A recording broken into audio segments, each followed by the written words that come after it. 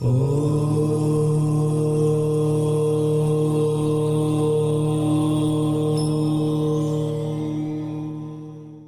নাম কামাখ্যা সাহা, যাদবপুর কবিলধাম ট্রাস্টির সদস্য। আমার ঠাকুর মঠ মন্দির পছন্দ করতেন না। আমার ঠাকুরের জীবিত অবস্থা 3টা মন্দির হয়েছেন এবং ঠাকুর দেহ রাখার পরে চৌমানিতে ঠাকুর ছিলেন, 3টা ধাম ছিলেন এবং সেখানে আমার ঠাকুর, আমি আপনাকে একটা জিনিস তুলে ধরছি। আমার ঠাকুরের তৃতীয় মহন্ত মহারাজ এদের একটা চিঠি, শ্রী ঠাকুরের আশ্রিতদের ইয়া স্মরণ রাখিতে হইবে যে শ্রী ঠাকুর শ্রী দেহ রক্ষার পূর্বে তিনি 3টি ধাম প্রতিষ্ঠা করিয়া গিয়াছেন। এই দেহ রক্ষার পর নোয়াখালী জেলার চৌমানিতে স্মৃতি সমাধি মন্দির স্থাপিত হইয়াছে। এই 4টি ধাম আমাদের মহাপীঠ স্থান এবং ইহাদের প্রতি অকুণ্ঠ আনুগত্য প্রত্যেক ভক্তের অবশ্যই কর্তব্য। এত অবস্থা কোনো আশ্রম বা ধাম প্রতিষ্ঠা করা বাঞ্ছনীয় নয়। ইদানিংকালে নানা স্থানে এবং নানা নামে ঠাকুর বাড়ি ও আশ্রম প্রতিষ্ঠার প্রবণতা দেখা যাইতেছে। আমাদের পরমাদ্য বিদায়ী মহারাজ শ্রীমৎ শ্যামাচরণ চট্টোপাধ্যায় এরূপ প্রচেষ্টা ঘোর বিরোধী ছিলেন এবং এরূপ কোনো প্রস্তাবে সম্মতি দেন নাই। আমি নিজেও এরূপ প্রস্তাবে কোনো উৎসাহ বোধ করি না। ইতিমধ্যে কোনো কোনো স্থানে বিদায়ী মহারাজ অথবা আমার অনুমতি না নিয়া মন্দির আশ্রম প্রতিষ্ঠার চেষ্টা চলিতেছে। ইহার ফলশ্রুতি হিসাবে কর্তৃত্বের লড়াই ও দলাদলীয় আত্মকলা প্রকাশ পেয়েছে এবং গুরুভ্রাতা ভগ্নীদের মধ্যে বিভেদ ও তিক্ততা সৃষ্টি হয়েছে। এমনকি কোনো কোনো স্থানে মন্দির প্রতিষ্ঠার উদ্যোগ পর্বে কর্তৃত্বের লড়াই ও বিবাদ সংঘটিত হইতেছে। ইহা ভয়াবহ পরিণাম চিন্তা করিয়া আমি নিরতিশয় উদ্বেগ বোধ করিতেছি। শ্রী ঠাকুর দীর্ঘদিন লোকালয়ে অবস্থানকালে বিনয়, নম্রতা, সৌজন্য ও মাধুর্যের আদর্শ রাখিয়া গিয়াছেন। প্রেমময় ঠাকুর ছোট বড় ধনী নিধন আবার বৃদ্ধ বনিতা সকলের প্রতি সমভাবাপন্ন ছিলেন। আশ্রিত বা অনাশ্রিত যে কেউ তাকে সান্নিধ্য লাভ করিয়াছেন। তিনি তাহার বিনয় মধুর ব্যবহারে মুগ্ধ হইয়াছেন। অতি সৌভাগ্যের ফলে সদ্গুরুর আশ্রয় লাভ হয়। আমরা তার আশ্রিত সকলের সৌভাগ্যবান, সন্দেহ নাই। কিন্তু আধ্যাত্মিক জীবনের মৌলিক নীতি, বিশেষ করিয়া শ্রী ঠাকুর প্রদর্শিত আচল বিধি ও আদর্শ অনুশীলনে যত্নবান না হইয়া আমরা নিজ নিজ খেয়াল খুশি মতো মন্দির ও আশ্রম প্রতিষ্ঠা করিয়া নিজেদের মধ্যে বিভেদ সৃষ্টি করিতেছি। ইহাতে অযথা শক্তি ক্ষয় হইতেছে, মূল আশ্রম ও ধামের প্রতি আকর্ষণ শিথিল হইতেছে ও শ্রী ঠাকুরের প্রদর্শিত পথ হইতে বিস্মৃতি ঘটিতেছে। শ্রী ঠাকুরকে স্মরণ করিয়া তার দ্বারা শক্তিশালিত নাম ধরিয়া থাকিলে কৌবিল্য প্রাপ্তি হইবে। ইহা শ্রী ঠাকুরের শ্রীমুখের বাণী। যারা এই নাম পাইয়া ধন্য হইয়াছেন তাদের এমন কোনো কাজে প্রবৃত্ত হওয়া সমীচীন নয় যাহার দ্বারা শ্রী ঠাকুর প্রতিষ্ঠিত ও তার আশীর্বাদপুত আধ্যাত্মিক পরিবারের মধ্যে কোনো প্রকার বিভেদ সৃষ্টি হইতে পারে।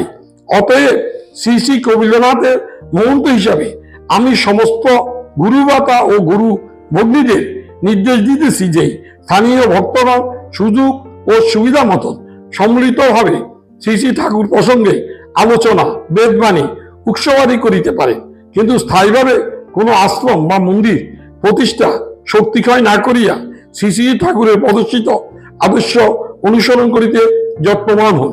ইহাই শ্রী ঠাকুরের প্রকৃত পূজা। শ্রী কবিলনাথের নিকট আপনাদের সকলের সম্মানহীন মঙ্গল কামনা করি। ইতি শ্রীমৎ ব্রজেন্দ্রনাথ বন্দ্যোপাধ্যায়, মহন্ত মহারাজ, শ্রী কবিলধাম, যাদবপুর। এটা লিখেছেন আমার 3য় মহন্ত মহারাজ এবং বলেছেন 2য় মহন্ত মহারাজ এটা পছন্দ করতেন না। কিন্তু আজকে আমরা দেখতে পাচ্ছি জায়গা জায়গা নানাভাবে নানা মন্দির প্রতিষ্ঠা হচ্ছেন এবং ওনারা যে কথাগুলো বলছেন বা যা লিখে গেছে অতীতে আমরা দেখি আজকে সেটাই প্রতিফলন হচ্ছে। এবং জায়গা জায়গাতে যতগুলো মন্দির আছে আজকে আমরা আমাদের কবিলধামের আন্ডারে চট্টগ্রামের আন্ডারে, বা এখন এখানে বেশি লোক আমার ঠাকুরের একই নামে দুটি কবিলধাম প্রতিষ্ঠা করেছেন। একটি শ্রী শ্রী কবিলধাম যাদবপুর, একটি শ্রী শ্রী কবিলধাম চট্টগ্রাম, এবং চট্টগ্রামে আমাদের হেড অফিস করে। কিন্তু ঠাকুর তখন যখন কবিলধাম সৃষ্টি করেছেন তখন শতকরা 90 জন পূর্ব বাংলাতে বাস করতেন এবং শতকরা 10 জন তখন এই পশ্চিমবঙ্গে বা ভারতে বাস করতেন। কিন্তু আমার ঠাকুর ভগবান, আমার ঠাকুর অন্তর্যামী, আমার ঠাকুর বুঝতে পেরেছে যে একদিন আগেই হোক আর একদিন পরেই হোক ভারতে মানুষকে যেতে হবে। তাই ঠাকুর আজকে যে জায়গায় দাঁড়িয়েছে, আজকে শতকরা 8 জন পূর্ব পাকিস্তানে বা এখন বাংলাদেশে আমাদের ঠাকুরের আশ্রিত, আর 92 জন ভারতে আজকে আশ্রিত। এবং তার ভারতে এই 92 জনের হেড অফিস শ্রী শ্রী কবিলধাম যাদবপুর, এবং শ্রী শ্রী কবিলধাম যাদবপুর থেকে সমস্ত নির্দেশনামা সমূহ মন্দিরে যাচ্ছে। আমার ঠাকুরের বাবার নাম রাধা মাধব বিদ্যালঙ্কা, মা কমলা দেবী। রাধা মাধব বিদ্যালঙ্কা একজন তান্ত্রিক এবং কুলগুরু প্রথাতে উনি জায়গা জায়গা দীক্ষা দিতেন। ওনার বাড়ি ছিলেন জাফসাতে, কিন্তু উনি কমলা দেবীর পিতৃদেবের বাড়ি হলেন শরীয়তপুর, এখন নাম শরীয়তপুর জেলা, আগে ছিল ফরিদপুর জেলা, ডিঙ্গামানিকে ওনার জন্ম।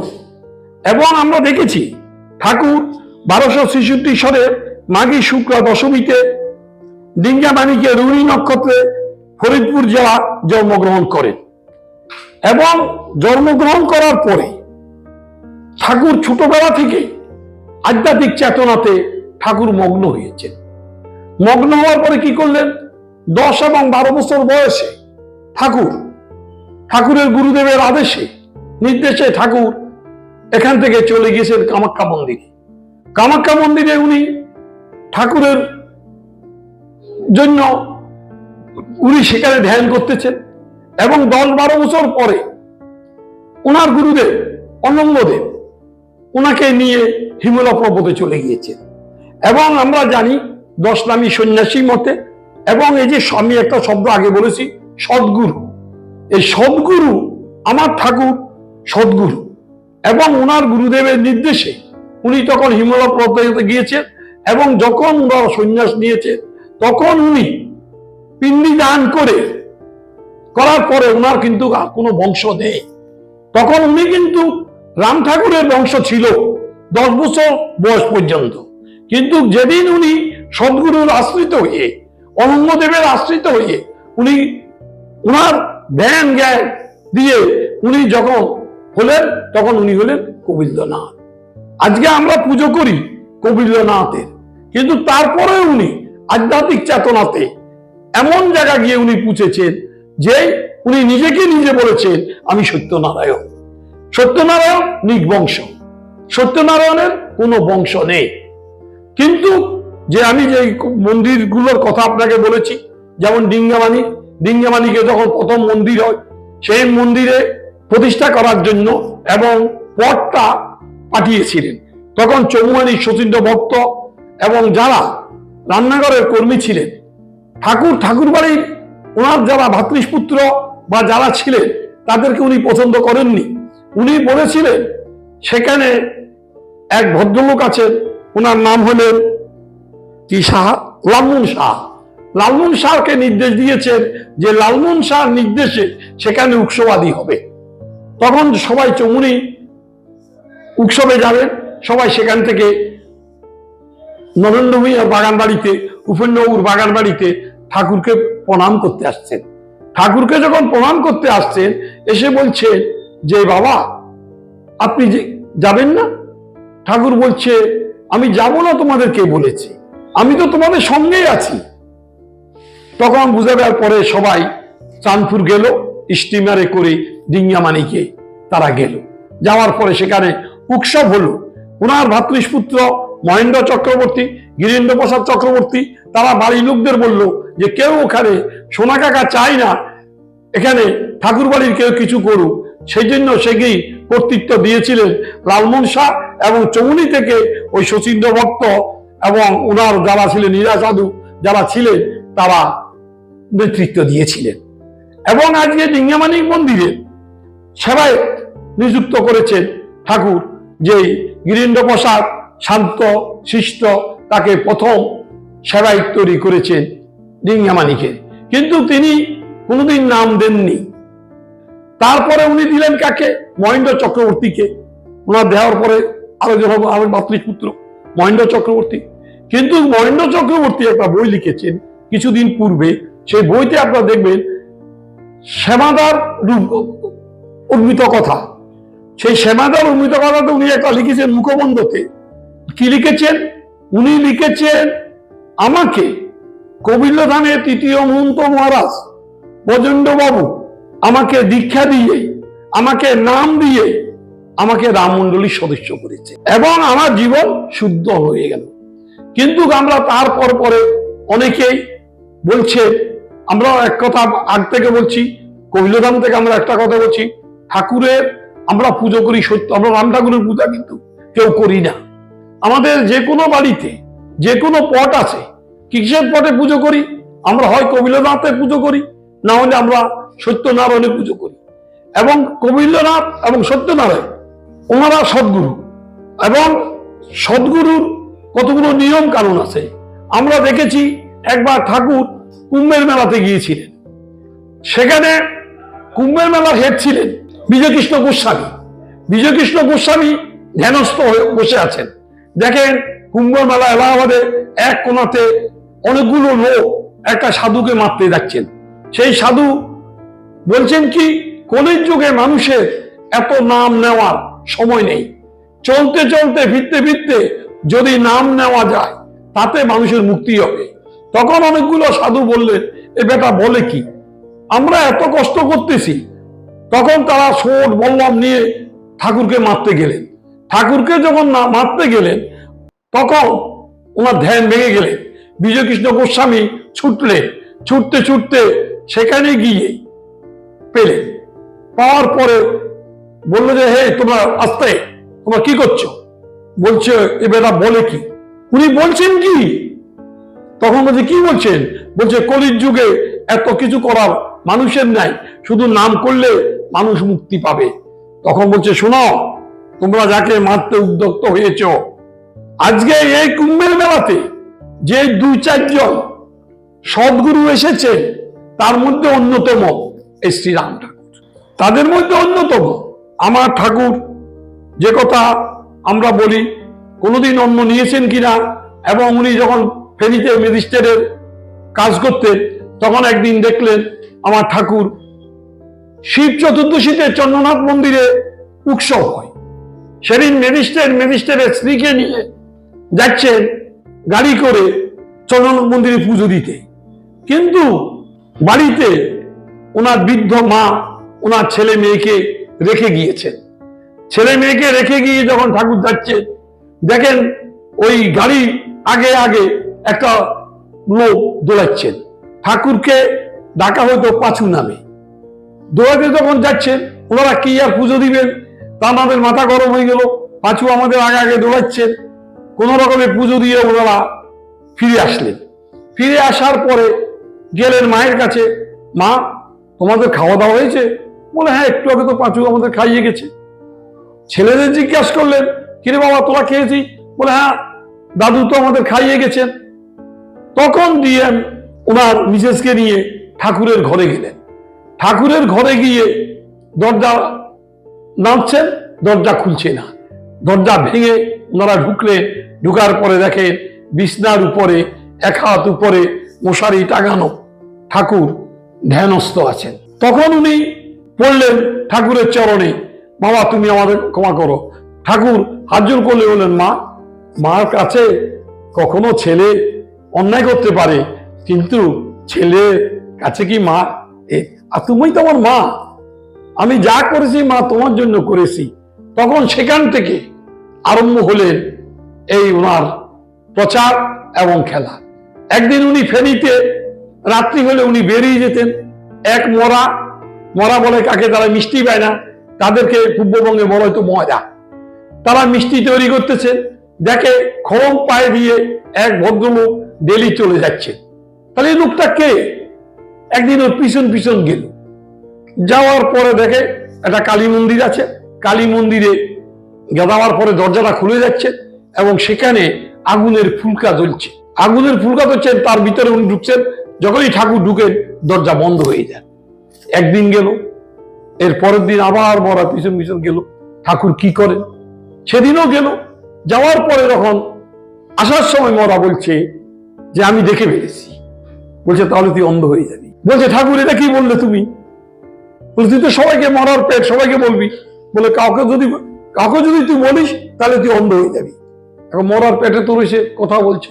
তখন একদিন ঠাকুরের কাছে আসছে যে ঠাকুর তুমি আমাকে কৃপা করো, আমি কিভাবে মুক্তি পাবো, এবং আমার মৃত্যুর পূর্বে তুমি আমার সঙ্গে আমাকে দেখা দিই। তো এই কথা বলার পরে বলছে তথাস্তু। কৃষ্ণনগরে এক জায়গাতে উনি বাড়ি করেছেন। বাড়ি করার পরে উনার অন্তিম লগ্ন, উনার দেহ যাচ্ছেন না। তখন উনি চিৎকার করছেন যে আমার ঠাকুর আসছে রে, আমার ঠাকুর আসতেছে, এই স্টেশনে নামছে। ছেলেরা বলছে, বড় বলছে কি বল। কিছুক্ষণ পরে দেখেন আমার ঠাকুর সেখানে গিয়েছেন এবং যাইয়া যখনই ঠাকুর চরণখানা রাখলেন তখনই উনি দেহ রাখলেন। এইভাবে ঠাকুরের অলৌকিক যে কথাটা বলতে লেগেছিলাম, নোয়াখালীতে দাঙ্গা হয়েছে 47 সালে। 47 সালে আমরা দেখেছি উপেন্দ্রবাবুরা, মহেন্দ্রবাবুরা, নরেন্দ্রবাবুরা, চমুনি সকলে, এবং তখন খিলপাড়া দাঙ্গা হয়েছে আপনারা সকলে জানেন। সকলে চমুনি স্টেশনে এসেছে, ট্রেন ধরে চাঁদপুর হয়ে গোয়ালন্দ হয়ে কলকাতাতে আসবেন। সেখানে যাওয়ার পরে সবাই বলল যে না ঠাকুরের কাছে একবার যাই। তখন ঠাকুরের কাছে যখন গেছে, ঠাকুর বললেন আপনারা কোথায় যাচ্ছেন? বলছে আমরা এদেশে বাবা থাকা যাবে না, সবাই চলছি। বলে আপনার ভাগ্যে যা আছে তাই হবে। আপনি যদি যান, যদি আপনার রাস্তাতে যদি দাঙ্গা হয় আপনি কি করবেন? তখন ওনারা সবাই আবার পিছিয়ে আসলেন, কিন্তু 2-4 জন একটু রাগী ছিলেন। তারা দূর, ঠাকুরের কথা রাগ, তারা গেলেন। দেখা গেল তারা রাস্তাতে তারা মৃত্যুবরণ করলেন বা তাদেরকে মারা হলো, তারা মরে গেলেন। এইভাবে আমার ঠাকুরের এক একটার পর এক একটা জিনিস ঠাকুর করে গেছেন। যেমন চেরাগালি, ওনার বাড়ির কাছে চেরাগালিকে উনি তালই ডাকতেন। যখন নদীর পদ্মা ভাঙন শুরু হলো, ভাঙন শুরু হওয়ার পরে হাঁটতে হাঁটতে চেরাগালি আসলেন তালই, তুমি একটা কিছু করো, বাড়িঘর সব ভেঙে যাবে। তখন বলছে ঠিক আছে, তুমি নদীর পাড়ে গিয়ে চিৎকার করে বলবেন, তালই বলে আমাকে ডাকবে, এবং তোমার এই আওয়াজ যত দূর যাবে সেখান দিয়ে নদী ভাঙতে পারবে না। এবং চেরাগালি সেদিন যে তালই বলে চিৎকার দিয়েছিলেন, যতদূর গিয়েছেন তখন নদী বাঁক নিয়ে ওই জায়গা ডিঙ্গামানিকে ওই জায়গা আর ভাঙেনি, আস্তে আস্তে অন্যদিকে চলে গেছে। আজকে কিছু কিছু লোক ঠাকুরের বাণী যদি আমরা মানি, আমরা ঠাকুরকে যদি বিশ্বাস করি, ঠাকুর সহস্তে লিখে গিয়েছেন নাম দেওয়ার অধিকারী কবিরামের মহন্ত মহারাজ। প্রথম মহন্ত মহারাজকে থাকতেন কোথায়? সদূর আসামের ডিবুতে। সেই ডিবুতে আমার ঠাকুর একটা বটগাছ তলাতে গিয়ে বসে আছেন। সেখানে মানুষ রেলে চাকরি করতেন। যখন রেলে চাকরি করে মানুষ যাচ্ছে আর আসছে, একদিন গেলেন, দুদিন গেলেন, দুদিনের দিন ঠাকুর হরিপদবাবুকে ডেকেছেন। হরিপদবাবুকে জিজ্ঞাসা করলেন আপনি কে? বলছে আমি রাম। শুধু এই কথা বলে পরের দিন হরিপদবাবু আর ঠাকুরকে দেখেন নাই। সে হরিপদবাবু খুঁজতে খুঁজতে ঠাকুরকে এসে ধরলেন এবং ওনাকে মহন্ত মহারাজ করা হলো এবং বললো আপনি নাম দিন। তখন হরিপদবাবু বলছেন যে নাম আমি পেয়েছি, আমার এই নাম আমি আর কাউকে আমি দান করতে পারবো না। ঠাকুর তোমার এই তোমার সব আমি মানি, তুমি যে নাম আমি তোমার থেকে পেয়েছি, সেই সদূর ডিবু থেকে হরিপদবাবু ফেনীতে এসে ঠাকুরের কাছে আশ্রয় নিয়েছেন এবং তাকে মহন্ত মহারাজ করেছে। ওনাকে মহন্ত মহারাজ করার পরে ঠাকুরের জীবিত অবস্থা ফেনীতে, ওখানে যেখানে হরিপদবাবু থাকতেন, একদিন হরিপদবাবু দেহ রাখলেন। দেহ রাখার পরে সেদিন একটা উৎসব ছিল। সেই উৎসবের সমস্ত প্রসাদ নিয়ে সেই শ্মশানে সবাই সেই প্রসাদ আস্বাদন করল। হরিপদবাবুর পরে অনেকের মধ্যে কানাঘুষা চলছে, কে দ্বিতীয় মহন্ত মহারাজ হবে। গোসালার দায়িত্বে ছিলেন আমার দ্বিতীয় মহন্ত মহারাজ শ্যামাপদ চট্টোপাধ্যায় শ্যামাদাকে ডেকে এনে বললেন, তুমি মহন্ত মহারাজ। শ্যামাদা প্রথমে বলছেন যে যে নাম আমি পেয়েছি এই নাম আমি কারো কাছে বিতরণ করব না। তখন এ কথা বলার পরে ঠাকুর তাকে ডেকে বললেন, তুমি কে? এবং যারা আরো আরো শিক্ষিত, কেউ ডক্টরেট, অনেকেই ছিলেন পারিষদ বর্গ, তারা দেখলেন যে শ্যামাবাবুরে মহন্ত মহারাজ করলেন এত লোককে করে। তখন ঠাকুর বলছেন, যিনি রাম তিনি শ্যাম। এবং আমি আজ থেকে আমার কাছে আর কিছু নেই। যেই নাম নিতে আসতেন তাদেরকে বললেন যে আমি কবিলধামের মহন্ত মহারাজকে আমি সব উজাড় করে দিয়ে দিয়েছি, আপনারা নাম নিতে শ্যামের কাছে যান। সেই থেকে আমাদের নাম দিয়ে যাচ্ছেন দ্বিতীয় মহন্ত মহারাজ শ্যামাপদ চট্টোপাধ্যায়, তারপর পর হয়ে তৃতীয়, চতুর্থ, পঞ্চম, আজকে আমাদের সপ্তম মহন্ত মহারাজ শ্রীমৎ কালীপদ ভট্টাচার্য মহাশয় একমাত্র নাম দেওয়ার অধিকারী। আর যারা বললাম স্বাধীন হওয়ার পূর্বে পরে আজকে তারা নাম দিতে পারে, কিন্তু তারা নাম দিলে তারা রামমণ্ডলীর সদস্য হবেন না। কি প্রথাতে ওরা নাম দিচ্ছেন? বিদ্যালঙ্কা কুলগুরু প্রথাতে নাম দিতেন তার বংশগত হিসাবে। আমরা দেখেছি গ্রামে গ্রামে, আমাদের বাড়িতে, এবং আমরা দেখছি আজকে জীবন কৃষ্ণ গোস্বামী, আজকে দামোদর গোস্বামী, আজকে মদন কৃষ্ণ গোস্বামী, তারা বলছে আমরা মহাপ্রভুর বংশধর। সেই হিসাবে তারা নাম দিচ্ছেন কুলগুরু প্রথাতে। তাই আজকে ঠাকুর বাড়ির যারা আছে তারা সবাই নাম দিতে পারে, কিন্তু যার থেকে নাম দিচ্ছে, যেই নিচ্ছেন বা যে দিচ্ছেন, যার থেকে নিচ্ছেন তার শিষ্য হবেন। যারা বিদ্যালঙ্কা থেকে, রাধামাধব বিদ্যালঙ্কা থেকে দীক্ষা নিয়েছেন, তারা রাধামাধব বিদ্যালঙ্কারই শিষ্য হয়েছে। আজকে যারা ঠাকুর বংশধর নিচ্ছে তাদেরই আজকে তাদের থেকে নাম নিলে তাদের শিষ্য হবে, কিন্তু রামমণ্ডলীর কেউ হবেন না। এই কথাটা আমার ঠাকুর সহস্তে লিখে গিয়েছে। আমার ঠাকুর অন্তর্জামী, আমার ঠাকুর জানে ভবিষ্যতে এই নিয়ে দু চারটি কথা হতে পারে, তাই ঠাকুর নিজ হাতে লিখে গিয়েছে। যেমন আজকে একটা কথা আপনাকে আমি বলি, আমার বেদবাণীর 84 নম্বর পত্রে ঠাকুর লিখেছেন। কি লিখেছেন? সত্য হইতে বল নাই, ত্যাগ বই আর ধর্ম নাই, গুরু বাক্য বই আর বেদ নাই, গুরুর বাক্য পালন বই আর কর্ম নাই, গুরুর দয়া বই আর ধন নাই, মুক্তি নাই। ঠাকুর কি বলছেন? গুরুকে যদি আমি মানি তাহলে আমার গুরু বাক্য শ্রবণ করতে হবে, গুরুর কর্ম আমারে করতে হবে। তো গুরু আমাকে এক কথা বলছেন, আমি অন্য পথে যদি যাই, আজকে আমরা আমার কবিলধাম থেকে, আজকে আমার মহন্ত মহারাজ থেকে শুরু করে আমার কবিলধাম, 2 কবিলধামের সম্পাদক বা ট্রাস্টি, আমরা জনগণের কাছে, মানুষের কাছে আমার ঠাকুরের আদর্শ কি আমরা তুলে ধরছি। এবার মানুষ কোন পথে যাবে, কোন রাস্তা যাবে, তার ব্যাখ্যা তারা দিবেন।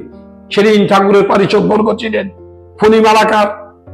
এবং আপনাদেরকে একটা কথা আমি শুধু বলি, ফণী মালাকার উনি কোথায় যদি মরা মরতেন তাহলে উনি মরা পোয়াইতে খুব ভালোবাসতেন। সেই ফণীন্দ্র মালাকার বিলুনিয়াতে এখন মন্দির আছেন, ঠাকুর সেখানে গিয়েছেন এবং উনি থাকতেন, ওনার সেবা করতেন ফণী মালাকার।